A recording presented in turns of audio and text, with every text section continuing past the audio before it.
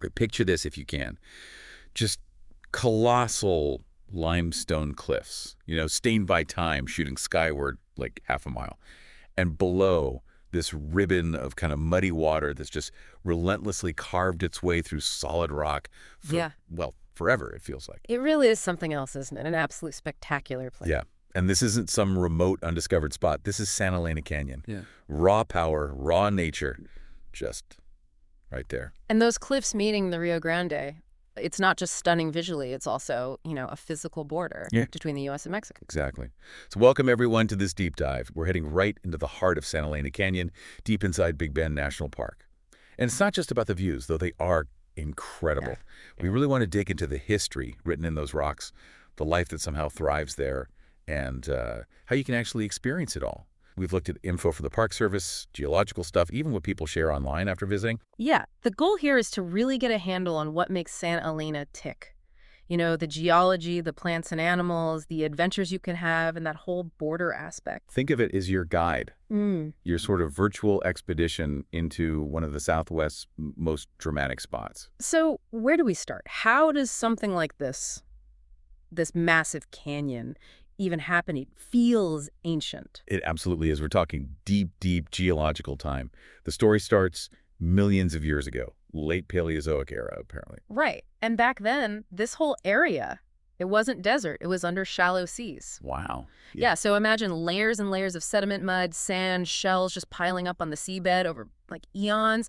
Eventually, that pressure turns it into rock, sedimentary rock. So these giant cliffs started as seabed gunk, basically. That's kind of mind-blowing. It really is. Then, much, much later, you get these huge geological forces pushing those rock layers up, way up. Yeah, right. Exactly, uplift. And once those rocks were high and dry, the ancestral Rio Grande River got to work, like a very, very patient sculptor just grinding away, carving down through the rock. And the rock itself is mostly limestone. That explains the look, the color. That's right, predominantly limestone. And if you look close, you can often see the layers, like pages in a history book telling that seabed story. You also get some karst features sometimes. Karst? What's that? It's basically where water dissolves the limestone, creating unique shapes, maybe small caves, things like that.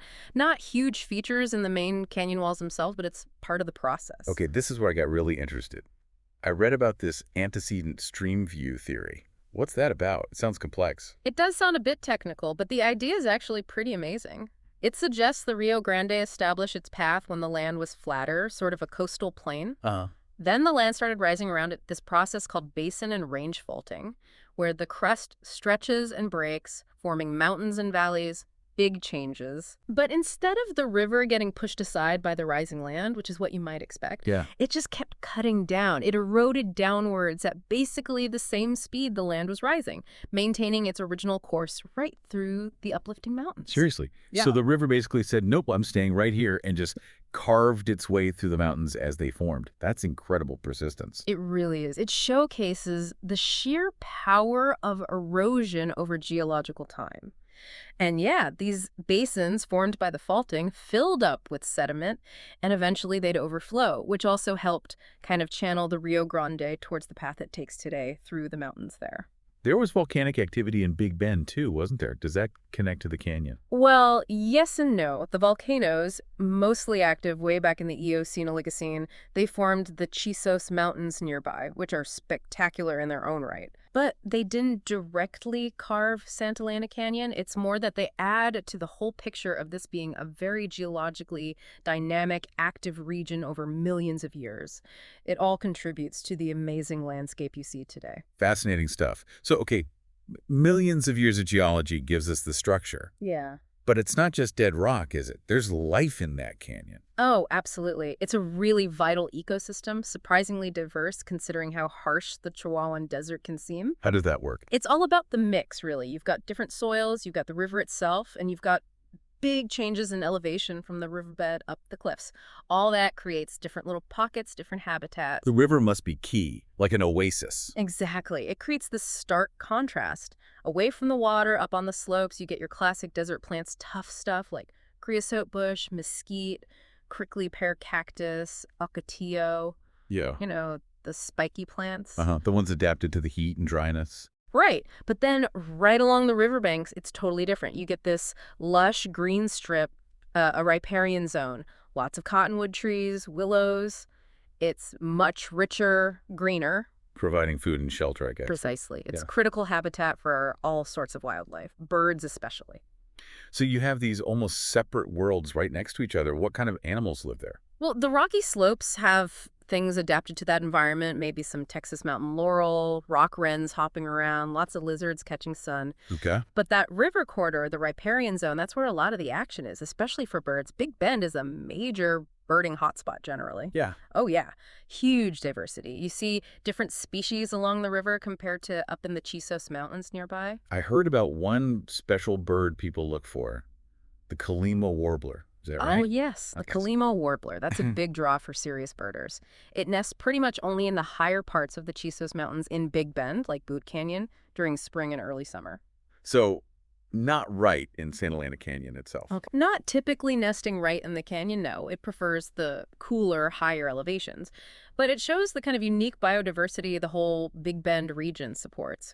Finding one takes some effort, usually a good hike up into the Chisos. Still, it paints a picture of a really vibrant place tucked away in those cliffs. Yeah.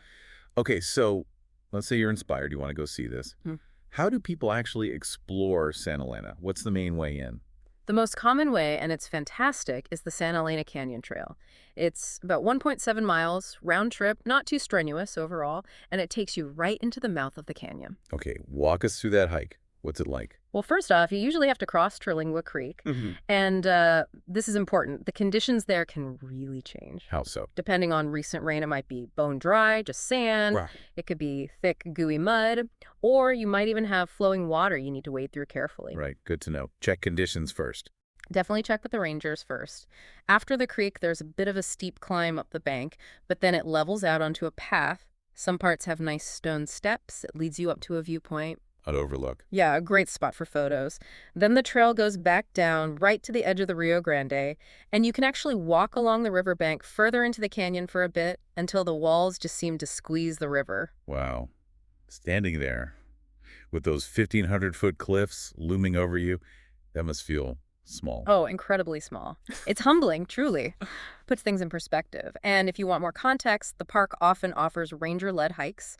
They can tell you all about the geology, the plants, the history. Really adds a lot. What about getting on the river? Can you boat through the canyon? You absolutely can. Kayaking or canoeing through Santa Elena is a totally different experience. Seeing those cliffs rise straight up from the water, it's pretty special. Is it difficult paddling? It depends. For longer trips that go the full length or beyond, there's a rapid called Rock Slide. It can be class 4, which is serious whitewater, especially at certain water levels. Okay, so not for beginners, maybe. Yeah, for the Rock Slide section, you'd want experience, or better yet, go with a guide and outfitter. But you can also do shorter paddles just inside the mouth of the canyon where it's calmer. Just paddling around in the entrance is amazing, too. Sound like a great adventure. Maybe better chances to see wildlife from the water, too. Could be. You're quieter on the water sometimes. Keep an eye out along the banks, up on the cliffs. Maybe see black bears, possibly mountain lions, though they're very elusive, and definitely lots of birds. Any other practical tips for visitors? Yeah, be prepared for that mud near the creek if it's been wet. Also, something important for planning, Cottonwood Campground, which is the closest one to Santa Elena, it closes for the summer starting May 5th. Good heads up. So lodging nearby might be trickier in summer. Right. And any camping outside developed campgrounds, backcountry camping, always requires a permit from the Park Service. You need to arrange that beforehand. Crucial info. So check creek conditions, know the campground situation, get permits if needed. Anything else? Just reinforcing checking with rangers is always smart for the latest updates. Oh, and for a different view entirely, check out Sotal Vista Overlook. Sotal Vista. Yeah, it's a viewpoint that gives you this huge panorama of the desert, and you can see Santa Elena winding through it in the distance. It's also supposed to be incredible for stargazing. People do astrophotography there, watching the stars track across the sky above the canyon. Nice. Okay, so Santa Elena is this amazing natural feature, but it's also literally a border, right? Yes, that's a huge part of its identity. The Rio Grande through the canyon is the international boundary between the U.S. and Mexico. And not far from the canyon trail, there's the Boquillas port of entry. Where you can cross into Mexico. Exactly. During operating hours, U.S. citizens can legally cross over to visit the little village of Boquillas del Carmen. It's a pretty unique experience. And those hours change seasonally, right? I think the summer hours start May 5th, too. Friday through Monday. That sounds right. Yeah, they adjust the hours. It just adds this whole other cultural dimension, being able to just pop over to Mexico for a bit. It must have shaped the history of the area, having this massive canyon as a dividing line. Undoubtedly. Think of the stories, the interactions, the history tied up in this borderland landscape over centuries. You might even see little stands near the crossings sometimes where folks from Boquillas sell souvenirs. Right. But there are rules about buying things. Yeah, it's important to know. Buying directly in Boquillas is legal and helps the village, but there are regulations about what you can bring back into the U.S. and the park. Best to check the specifics with park staff at the port of entry. They know exactly what's allowed. Okay, good clarification. So, pulling it all together, Santa Elena Canyon, ancient geological drama, carved by the Rio Grande, home to a surprisingly tough ecosystem. Right, desert plants, river life, all side by You side. could hike into it, feel dwarfed by the cliffs, paddle on the river under them, maybe see some cool wildlife.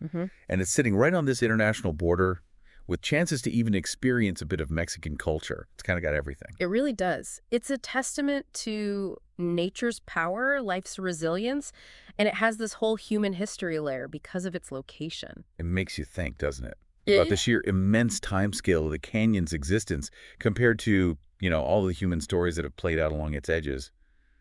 What else have those walls seen? That is a great thought to leave people with. What stories are held in that stone? If you're thinking about a trip to Big Ben, definitely put Santa Elena high on your list. Check the park website, plan ahead.